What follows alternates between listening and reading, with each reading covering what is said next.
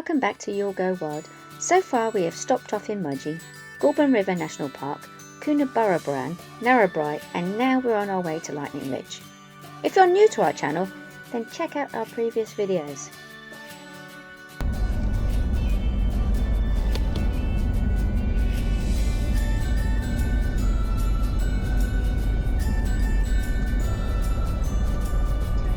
As we get closer, we can definitely feel we're in the Outback, New South Wales. Lightning Ridge is a unique historic opal mining town famous for its rare black opals, colourful locals and quirky town.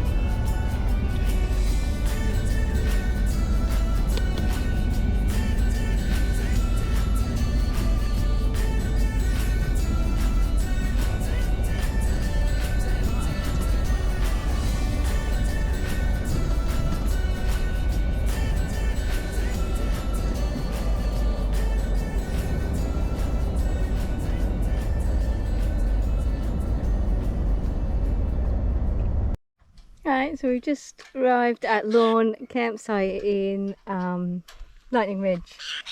And we've literally got out and these birds have already made friends with us. They're so funny, I don't know what they are yet. I'll have to find out. But they talk to you. Hello! He's got a shy now for the camera. It's typical, isn't it? Hello!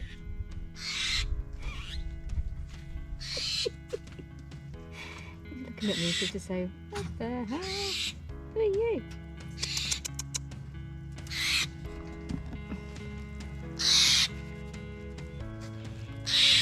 Oh, they're seriously cute as well. It's really funny. Hello. I reckon they must get fed by people that come here, I reckon. And as soon as they see people, that's it. Hilarious. We tried to park under the tree for shade, but I don't think it's working.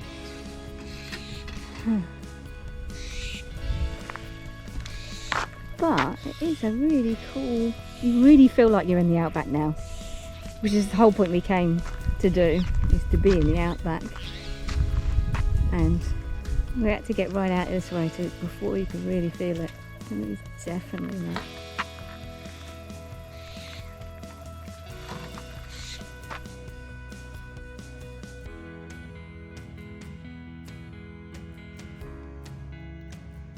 Lowell Station is just 5 minutes from the centre of Lightning Ridge Township. As you can see, it's pet friendly and has powered and non-powered sites, or you could stay in their bunkhouses or cabins. The 10,000 acre station used to be a sheep farm, but sadly with all the droughts and constant battling with the Hudson pair, they decided to turn the area into a caravan park. The facilities are great here and very clean, and because of the time we travelled, we had plenty of space to ourselves.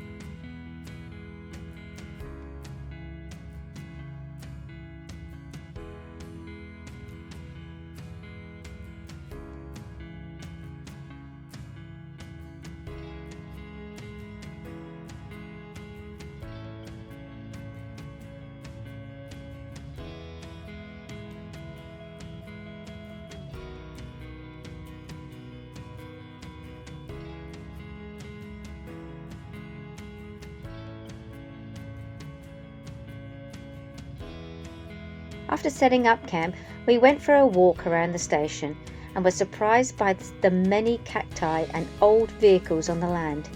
It made a great photo opportunity before we went back to our camp to watch the sunset.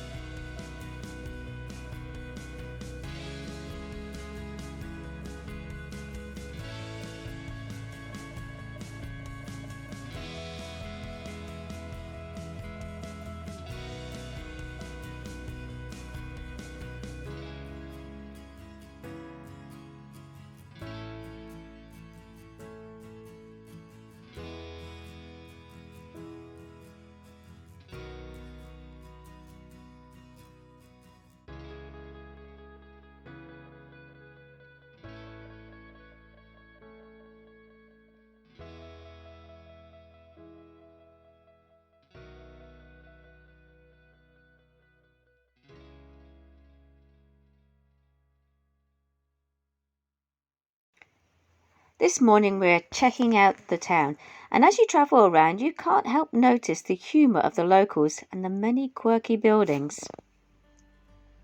Cooper Cottage, although not humorous, is an iconic miners' building of the past. Built in 1916, this is one of the oldest houses in the Lightning Ridge. Miners would construct their humble dwellings with whatever they could lay their hands on.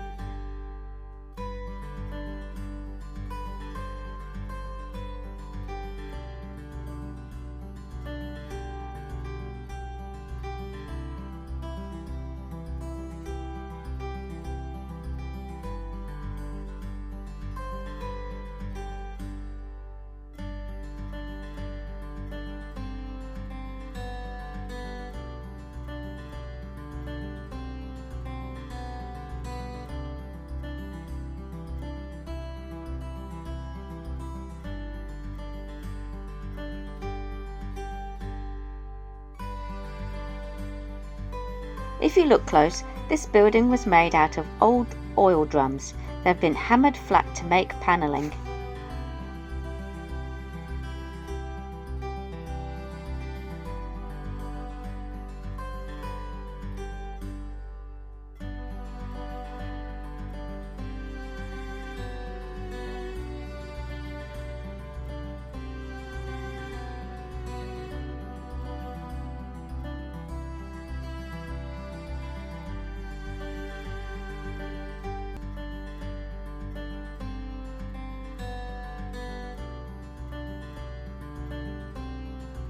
Stanley is the iconic landmark of Lightning Ridge that greets you when you drive towards the town.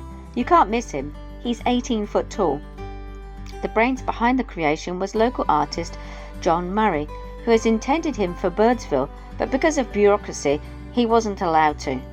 The locals got wind of John's idea and all banded together with the construction of Stanley. It's a true testament of the community spirit in Lightning Ridge, something you can feel and see when you visit. Stanley was made from scrap metal and many scrap VW Beetles, and it took 5 years to complete from conceptualization. You can check out John Murray's art gallery in town. He displays vivid acrylic and watercolouring paintings that capture life in Lightning Ridge, and as you walk around town you can also see some of his artwork on walls of buildings. The Bottle House Museum, a fascinating dwelling built entirely out of bottles, 5,800 of them in fact, was constructed in 1960 from what was originally a miners' camp. And then there's Amigo's Castle, an Italian castle built from ironstone boulders by a former Italian miner, Vittorio Stevanato, in 1982. There's also the Car Door Tour, a fine example of local community demonstrating its wit and ingenuity with 4 self-drive tours exploring the sights of the area, each marked by a different coloured door. This is Ridge Castle, and you can book and actually stay here.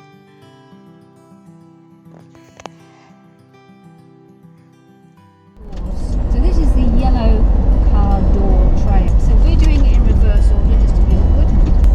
So keep your eyes peeled for a yellow door and show how you see it. This is the site of the old church, which wasn't really a church, it was built as part of a movie set. Oh yeah, that's right. And then was blown down during the storm. That's what's there. Dummy still. Is it? Oh yeah. Was that a mine head? It might be a mine head. No, that's an outdoor toilet.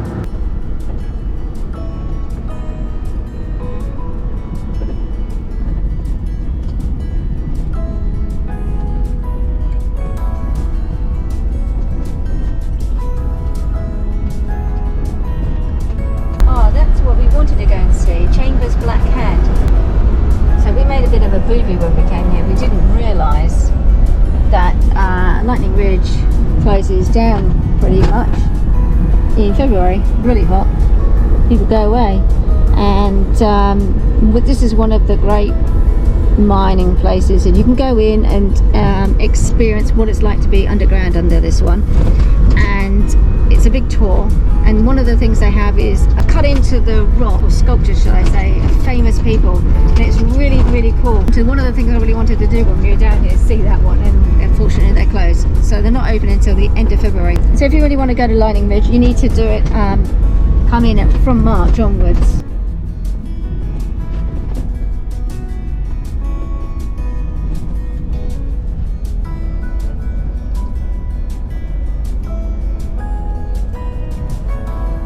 It's a good example apparently of how deep they have to go to get to the window.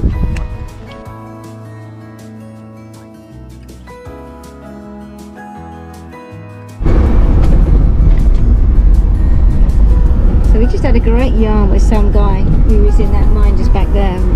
We didn't video him. Not everyone wants to go on camera. And he was saying that the people who own that land, they haven't found any for 7 years. So Apart from the occasional bit of scratching. yeah, so hodgepodge. So they yeah, so it's a real harsh life out here. I mean, you could be millionaires if you're really, really lucky, but the chances are you're not. So most of these guys are actually just living hand to mouth, and they're lucky if they get something.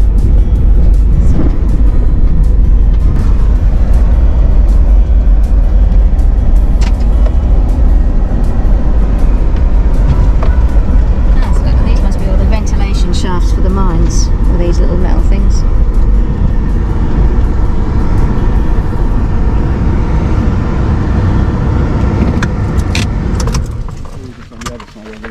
Yeah.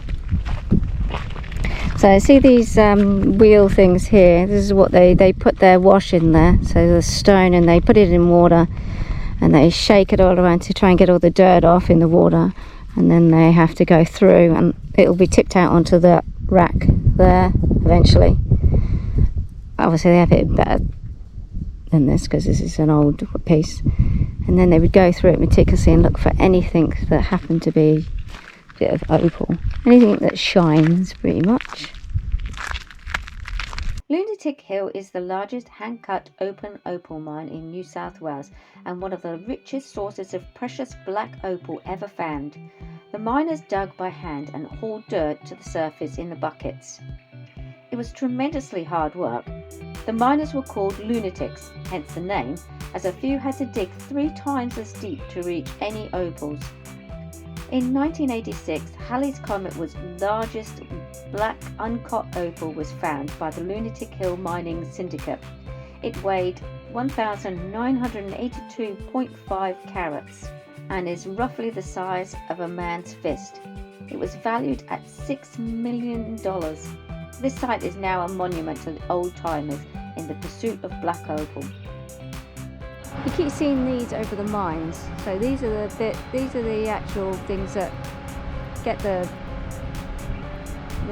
stuff out of the ground, the soil. So the winch, you look here, the winch goes up over those pulleys, and this end with the bucket on would have gone down into the ground. So that would be down. That would go down into the hole on rails. Okay, so someone's actually down there chucking stuff in there. Yeah, and then the machine winches it up. That's harsh, isn't hydraulic it? pump, There's some. I don't know if you can see.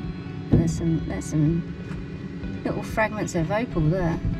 This is what we call potch, which is oh. So it must have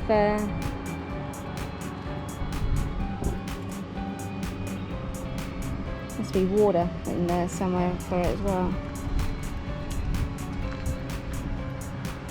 But it's not even high-tech stuff that they're mining with, and this isn't old as such. I mean, this is just a example of someone's put up for the exhibition. They're actually still currently using this stuff even now. They're mining. Building the Australian Opal Centre here, which is going to be one of the biggest opal centre in the world, I think, is what she said. Oh, is that in the information centre? Yeah. There you go.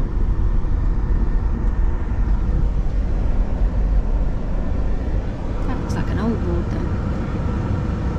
On this site, a remarkable building will be constructed for the Australian Opal Centre, a 2-storey building recessed into the ground and insulated by the earth. It will collect its own rainwater, generate its own power and be filled with fresh air and natural light.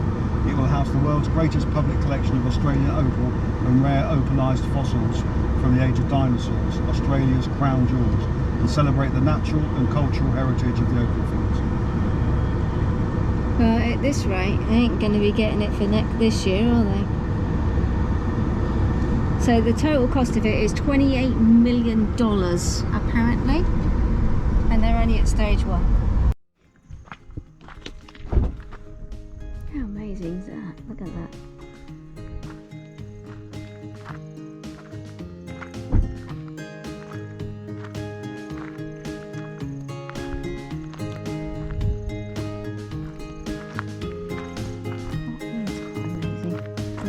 Sun setting on this side.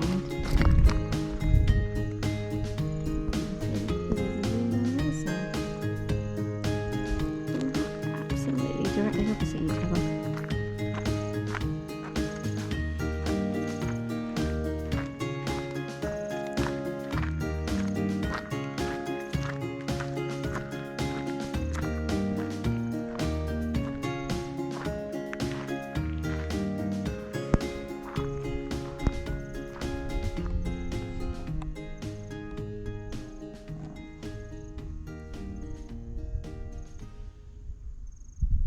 Lightning Ridge is also popular for its naturally heated artesian bore baths. The natural pressure sends the water to the surface through the artesian bore, maintains a constant temperature of 41.5 degrees and contains reputedly therapeutic qualities to revive aching muscles, something I was keen to try out. The baths were opened in 1962 and it's open 24 hours, 7 days a week, so you can relax in the heated bubbling waters as you gaze up at the starry night sky above.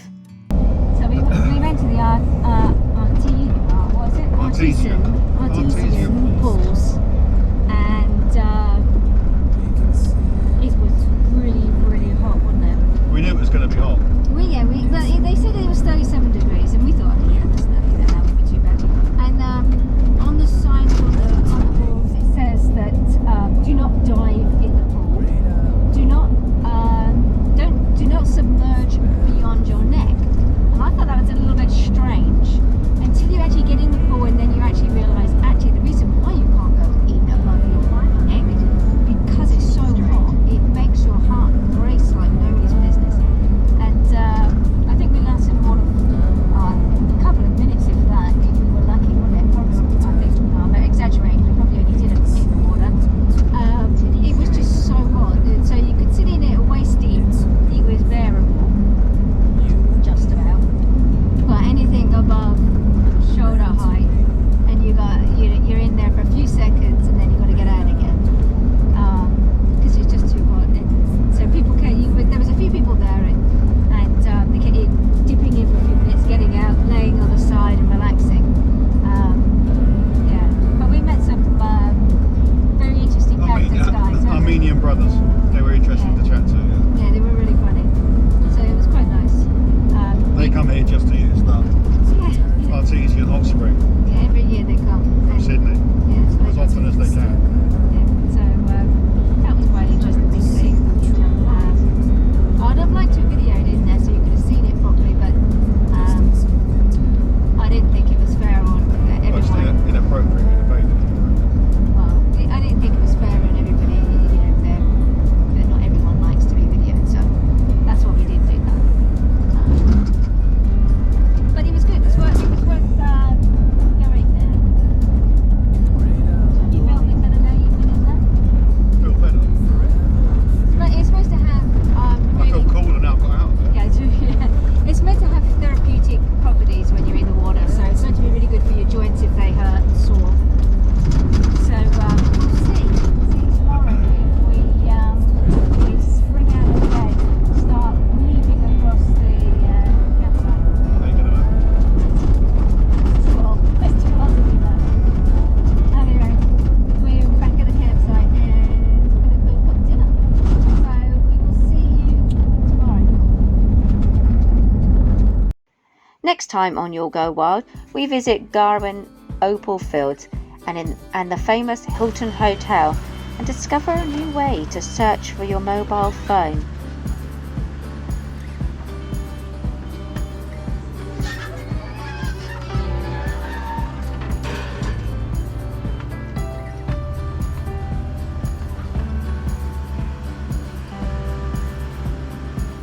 Thanks for watching.